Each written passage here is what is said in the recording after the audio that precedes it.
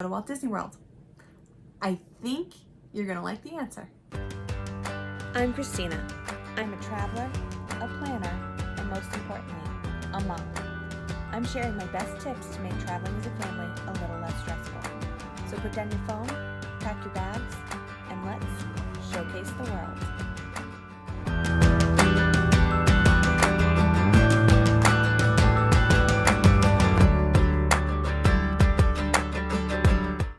It depends!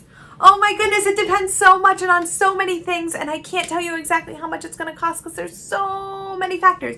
I will talk through some numbers, I promise, but I do want to talk through the factors that will kind of determine how much your trip costs.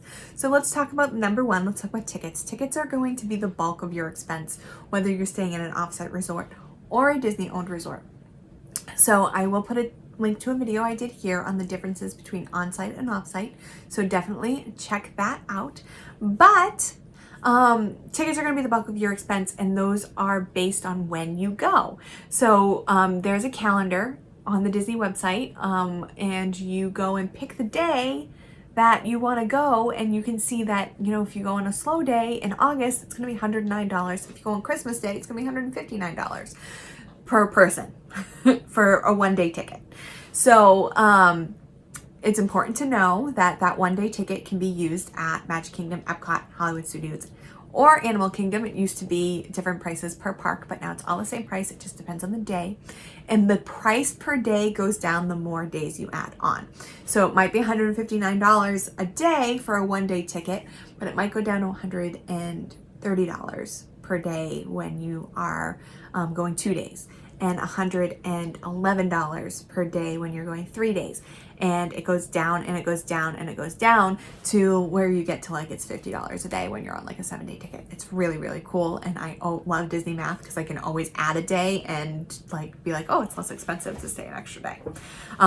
Not less expensive, but sometimes it's like a $20 difference. Obviously you're paying for an extra night in a hotel, but then depending on the day you're flying out, there's just so much fun math when it comes to Disney, and I don't ever find math fun. So Disney math is just super, super unique. One of the benefits to using a travel advisor is we will talk you through all of these differences, all of these variables, and find ways to help you get the best value for your money. Another big thing that happens is yielding of hotel rooms. So this happens industry-wide. This isn't just Disney, but the second that the rooms are released is going to be the lowest price they're ever going to be. As the rooms fill up, the price goes up. So that's called rate yielding, and every single hotel in the world does it. So the farther in advance you book, the better price you're going to get. It's really that simple. How far in advance would you book your trip? Funny you asked. I have a video on that. But you want to make sure that you're booking far enough in advance to take advantage of that savings. Packages typically release in June. Obviously, typically isn't really something that's happened in the travel industry in the past 2 years, so that might be different. But I do have a wait list for 2022 vacations, and I would love to add you to it. So just make sure you send me an email and I will get you on that so you can know as soon as 2022 packages are released. All right, next thing we're going to talk about is the level of your accommodations. There are 4 levels of accommodations.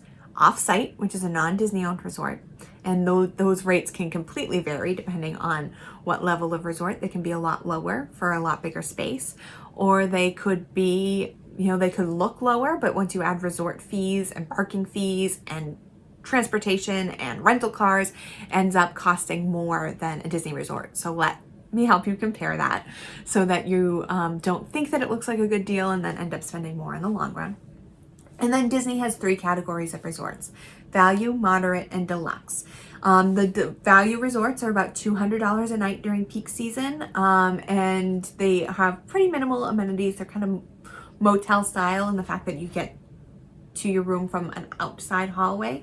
They're not like a sketchy motel. They're actually pretty nice, and most of them have recently been updated or are getting updated. So they're actually really, really nice. The rooms are a little bit smaller. They don't have a table service restaurant. There's all sorts of differences in amenities. So I will link to a video I did on that here on the differences between resorts. The moderate resorts can easily be around $300 a night, and the deluxe resorts start in the $400 a night and go up to $800 a night, depending on what resort you pick and its accessibility.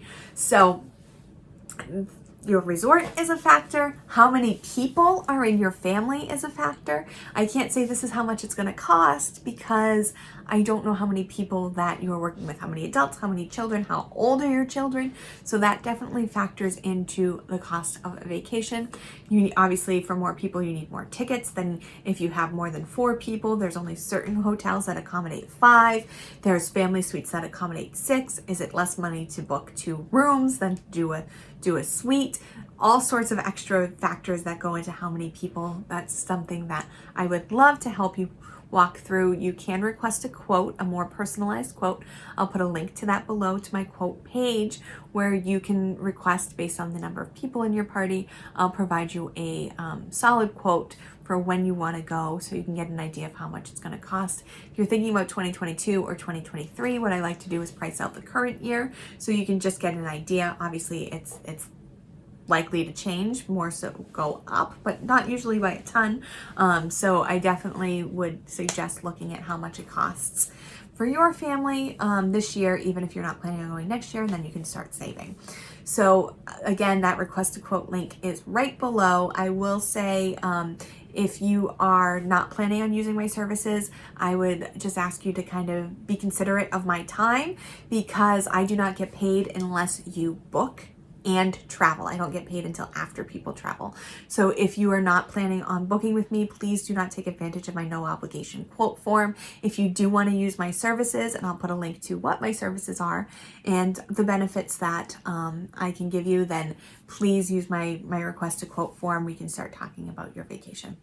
All right, now we have transportation costs. You have airfare. So if you are flying from someplace that's further away, if you're flying from Australia, then it's going to cost you more money than someone who is driving from Atlanta.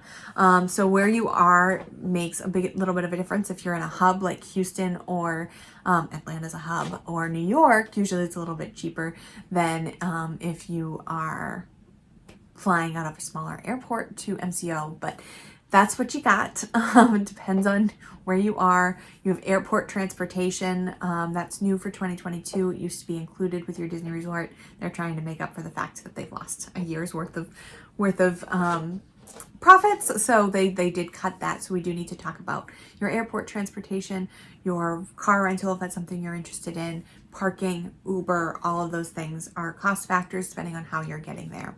Another thing that makes a difference is your dining. It's my favorite expense because the food is always my favorite.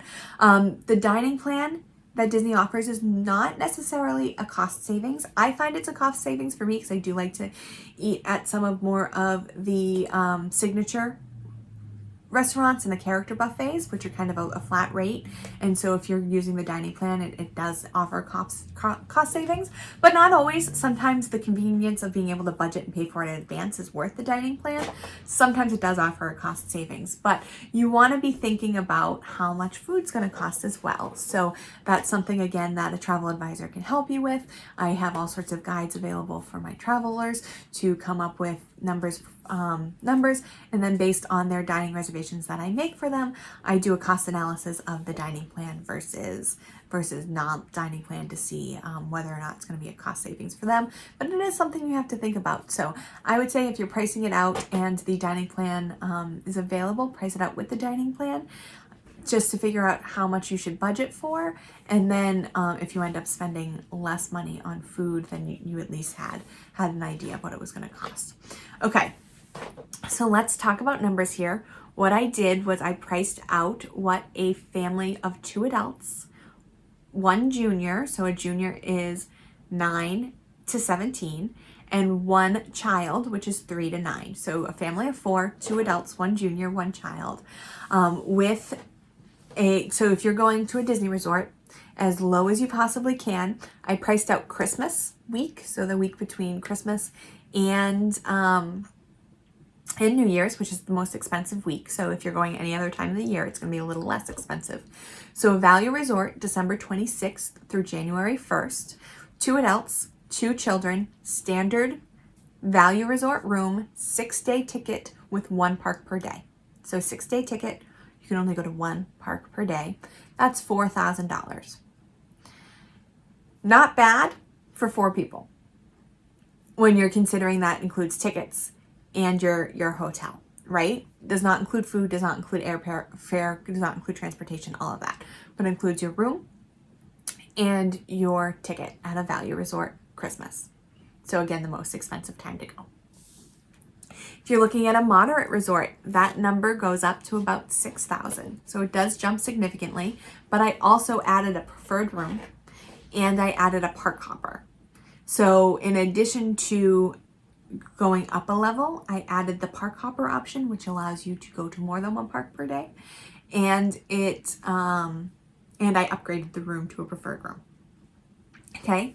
Then if you're looking at the Beach Club, which is one of the deluxe resorts that is a little bit more expensive because you can walk to Epcot. It's like 5 minutes from the back entrance of Epcot, which is so awesome.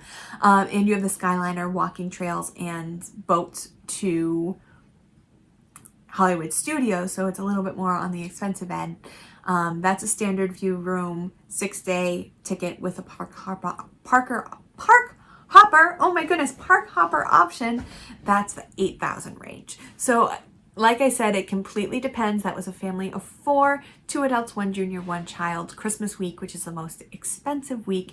And you'll see that number come down the other times a year. I hope that gave you an idea.